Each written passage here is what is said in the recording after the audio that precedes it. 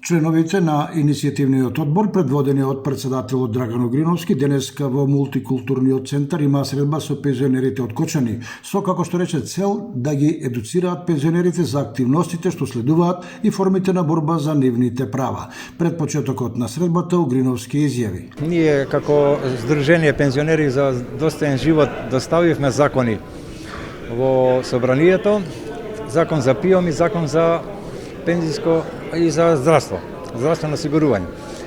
Нашите закони не се усвоени, односно не се ставени на расправа на собраниска процедура, бидејќи во првичниот пат ми рекоа дека не ги добиле, но ние добивме писмено известување од председателот на собранието дека законите се поделени. После во проверка кај председателот на собрание ни доставија и доставна книга каде што се подпишани пратениците дека го доставиле. И така да испадна дека и на пратениците тогаш им дадовме до знаење дека на 32 седница треба да го изнесат бидејќи се таму, но тие и тоа не го сторија. И затоа ние понатака почнаме да размислуваме самите да се бориме, бидејќи почнаа политичките партии да ги манипулираат пензионерите сега пред избори.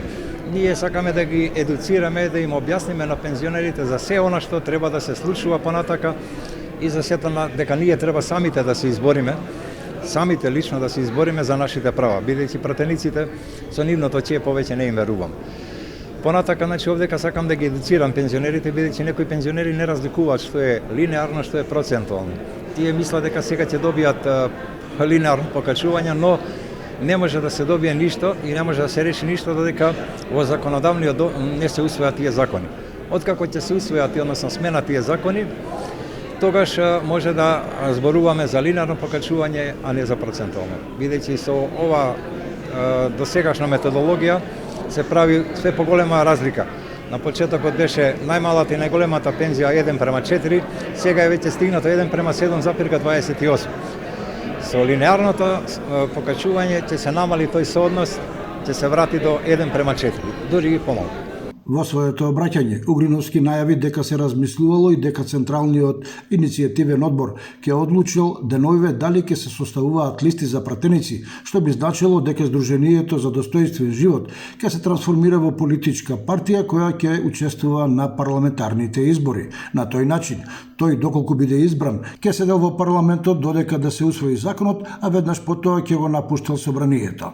За присутните остана нејасно зошто дошло до раскол меѓу пензионерите на состанокот во Кавадарци, како во иднина ќе функционираат двете здруженија и со каков легитимитет тие ќе ги застапуваат барањата на сите пензионери во државата. Инаку, додека траеше состанокот на дел од пензионерите на нивно барање, им се делеа пристапници кои ги подпишуваа за да станат дел од здруженијето. И тука е нејасно дали ако здруженијето се регистрира во политичка партија, подписниците на пристапниците по автоматизам ќе станат нејзини членови или дополнително ќе се подпишуваат нови партиски пристапници.